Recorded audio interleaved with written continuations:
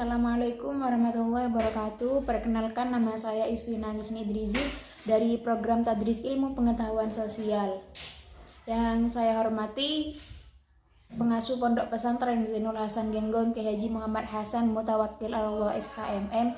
Yang saya hormati Rektor Universitas Islam Zainul Hasan Genggong Dr. Abdul Aziz Wahab MAG. Yang saya hormati Ibu Dekan Fakultas Tadris Umum Ibu Wahyu Lestari MPD. Yang saya hormati Kak Prodi Tadris Ilmu Pengetahuan Sosial Bapak Babul Baharudin, dan yang saya hormati dosen pengampu Psikologi Pendidikan Ibu Vika Anjana. Baik, di sini saya akan mempresentasikan karakteristik peserta didik. Yang pertama, dari karakteristik peserta didik itu ada 3. Yang pertama, domain kognitif, yaitu pengetahuan. Domain kognitif berkaitan dengan kemampuan siswa memperoleh informasi di dalam otaknya, di mana pada domain kognitif ini bagaimana siswa memperoleh informasi di dalam otaknya. Nanti itu kan ketika siswa sudah mengetahui apa itu menerima pengetahuan, di mana di sana siswa itu akan dicerna oleh otaknya. Yang kedua, di sini ada domain afektif, yaitu sikap, di mana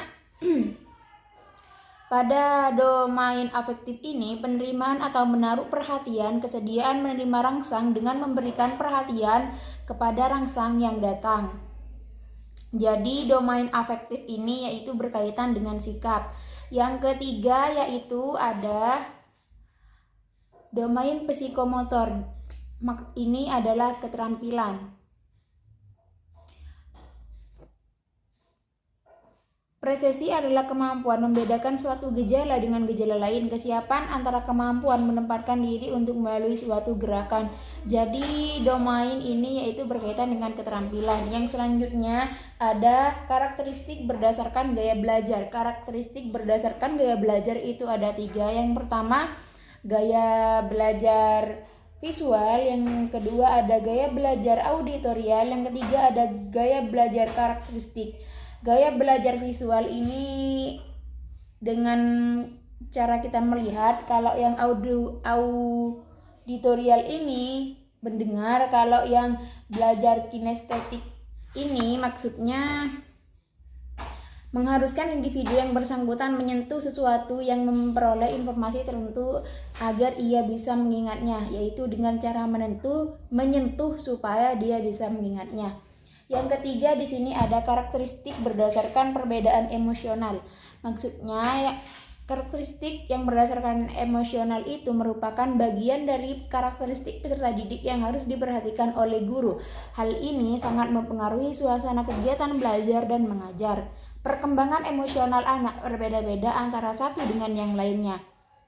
Di sini ada 3 utama reaksi emosional anak, yaitu yang pertama, anak lebih sering terjadi perselisihan dengan teman sebaya, menunjukkan sikap sudah tidak suka walaupun rentang benci pendek. Yang kedua, kegiatan berteman lebih intens, bermain bersama di rumah maupun di luar rumah. Hubungan anggota keluarga seperti kakak lebih sering terjadi bentrokan karena anak berusaha menunjukkan kekuatannya. Yang ketiga, perilaku yang mencolok adalah perilaku marah atau tidak senang dengan menyembunyikan diri sambil menangis. Yang selanjutnya di sini ada karakteristik berdasarkan latar belakang anak. Di sini itu ada 3. Yang pertama berdasarkan lingkungan di sekolah, yang kedua lingkungan di keluarga, yang ketiga lingkungan di masyarakat. Yang pertama, lingkungan sekolah. Partisipasi dalam kegiatan sekolah, menjalin persahabatan dengan teman di sekolah, bersikap hormat kepada guru, pemimpin sekolah dan staf lainnya, membantu sekolah dalam merealisasikan tujuan-tujuannya. Jadi di sini karakteristiknya itu berdasarkan di sekolah. Yang kedua, berdasarkan di lingkungan keluarga, yaitu yang pertama menerima otoritas orang tua. menerima tanggung jawab dan batasan-batasan keluarga, dan berusaha untuk membantu keluarga sebagai individu ataupun kelompok dalam mencapai tujuan. Yang ketiga, lingkungan masyarakat. Yang pertama, mengakui dan respek terhadap hak-hak orang lain. Yang kedua, memelihara jalinan persahabatan dengan orang lain. Yang ketiga, bersikap simpati terhadap kesejahteraan orang lain.